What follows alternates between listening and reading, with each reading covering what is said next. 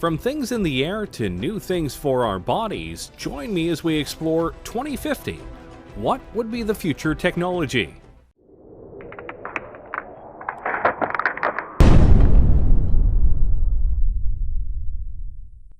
We are in the year 2020, and if we're being honest with ourselves, technology is incredibly advanced, and we're making strides that can push things even farther. We have cars that are much safer than they've been in the past decade, and we're even making fully electric cars that can help save the planet. There are even plans for self-driving cars and even self-driving Ubers that make the future of transportation very exciting. And that's just one technology that we're growing at a fast rate. What about all the others that are out there? What will technology be as we get closer and closer to 2050? Let's start with one that well and truly could happen very soon: drones. Wait a minute, drones are already here. And yes, they are. But more times than not, the drones you are seeing are small, piloted by people who are just trying to have some fun, or the ones that are used by the military right now for strikes and surveillance. All very fun, but in the future, drones could be an integral part of our daily lives. You've likely seen shows and people talk about how in a few years drones could be the new delivery services. Anything from pizza to Amazon packages and more. And honestly, that's very probable. Drones right now can be incredibly sophisticated, and some TV shows actually use them for sweeping and aerial shots as they film. It's very cool, but to do deliveries, they'd have to be a little bit more programmed, as human error no doubt would be a very big buzzkill. Not that it's impossible right now, it's more of a question of numbers, logistics, costs, and making sure that the deliveries themselves are done in a methodical and careful manner. After all, it's bad enough when delivery people don't care enough about our packages and they just throw them onto the porch and potentially break stuff. The last thing we need is that to happen with drones. But by 2050, we may not only have drones delivering our packages, we might be looking up at the sky and seeing drones flying all over with incredible speeds and accuracy. And they potentially could be all run by AI. The potential is there, and by that point, various upgrades to drones and their programming will no doubt make them all the more efficient, durable, and quick. And potentially, they could go beyond basic deliveries for people and do emergency work. Imagine a drone taking a vital piece of medical material to a hospital to ensure it doesn't get stuck in traffic, or helping watch over an important convoy to let people know on the ground if there's trouble. There are many ways that drones could affect our world. The only question is, will we let them by 2050? Let's keep going with transportation, shall we? Right now, one of the biggest ways to get around the countries we live in are trains. Trains ferry people and all sorts of cargo around in an efficient and reliable manner, which is why they've been in use for hundreds of years. But if we're being honest here, while trains are efficient and reliable in certain ways, they aren't exactly fast, especially when it comes to passenger and freight trains. They can take a long time to get to their destination, and at times, it's more logical to take other modes of transportation, which is why companies are making special kinds of trains that can go much faster. You know of the magnetic trains of Japan, no doubt, but others like the Virgin Hyperloop are trying to push things even farther. Passengers or cargo are loaded into the Hyperloop vehicle and accelerate gradually via electric propulsion through a low-pressure tube. The vehicle floats above the track using magnetic levitation and glides at airline speeds for long distances due to ultra-low aerodynamic drag. Science fiction? Hardly. In fact, the first vehicle of the Hyperloop has already been tested and proven, and some larger tests are being scheduled for the next few years. And if this works, traveling across the country will be much faster. How much faster? The Hyperloop aims to send people shooting across the tubes that they make at a rate of about 600 miles per hour. Which means if they were able to do this across the entire United States from east to west, or vice versa, you could travel across the whole country in about 5 hours, give or take. Considering it would take much longer for a regular train ride or car ride, that's a big improvement. And they're planning to do this with not just people but cargo. Imagine being able to ship something in the morning on the west coast to the east coast and know it will get there before the day ends. That is quite impressive. Plus, the tubes would be built underground as to not disturb wildlife, and they will go and make it in a way where there are no carbon emissions.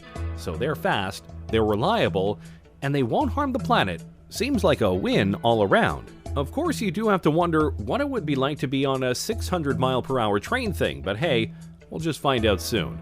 And by 2050, this could be one of the main modes of transportation around the world. Before we show off even more technologies we could have by 2050, be sure to like the video and subscribe to the channel. That way you don't miss any of our weekly videos. Okay, we've had some fun ones, but now let's go deeper down the rabbit hole and talk about the ones we all fear. AI. Yep, artificial intelligence.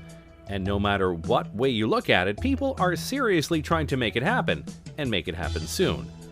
AIs are literally everywhere, including in your cars, and in your homes via devices like Alexa, which are indeed forms of AI.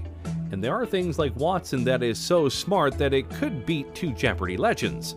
So by 2050, AI could be so advanced that our cultures, our world, could literally be run by them in a logistical and computing sense, or in a Terminator humans are obsolete sense. And believe it or not, we're closer to that than you might think. Google's DeepMind isn't there yet, but really I'm sure they'll probably discover those things along the way. And by 2020, it's possible their computer could be superhuman and could be conscious, Pearson has said. That could be the beginning of the end, really. Is Judgment Day inevitable? Maybe, maybe not. It just depends on how far we go with AI and how much we're able to control it, or if we can't fully control it once they reach certain levels of intelligence. Of course, for all of our worries about AI, there is a chance it could be all fine. Imagine if the lighter side of sci-fi comes through in regards to AI, and we get a bright future powered by AI. Think about it. What if by 2050 we each get our own unique AI? We could customize how they sound, how they look, and basically have a BFF that'll help us out in life in various ways. Remind us of things like Alexa, guide us in homework and fields of study, be a being that we can bounce ideas off of, etc. If that form of AI came through, then by 2050 we could live in a utopia where AI helps us be better. Until they revolt and we have iRobot going on. But hey, let's not dwell on our potential doom. Let's show off another technology that many people are hoping for. Space travel. Yeah, when you think about the decade we're in right now, the 2020s, the biggest goal of the world by far is to get to Mars, and possibly beyond it. But it's not just about landing there, though that would and will be a crowning achievement for humanity in the decade and in recent times. More importantly than just landing there, though, is the ability to start setting up the first human colony on another planet. We've been to the moon many times, but we haven't tried to live there for various reasons. Mars seems to be the place where many feel we can go in order to live amongst the stars, and many speculate that by 2030 at the latest, barring setbacks, accidents, and other things obviously, we could not only be colonizing Mars, but having regular shuttles go there so that people can see the red planet for themselves. We will see first people going off to Mars, and then robots will do some basic stuff, like making basic materials on Mars, Pearson said. We're going to have to do that because only so much can be brought into space. Of course, there are numerous things that need to be worked out before such a thing could happen. But we have top men on this, including Elon Musk and the SpaceX program, Jeff Bezos via his Blue Origin company, and more. Each of them, and NASA among others, are working on not just getting us back into space, but getting us there via cheaper, smaller, and reusable spacecraft. Something that honestly has been a setback for the space program over the last 20 years. But if we are able to do it, if we are able to get to Mars, get there faster, and be able to colonize it, then by 2050, who knows where we will be? We could have multiple colonies on Mars, maybe some on the moon, and maybe even colonies on moons like Titan and Europa, which some think could be even better places to colonize than Mars. It's possible, but obviously Mars is the place that we are aiming for right now.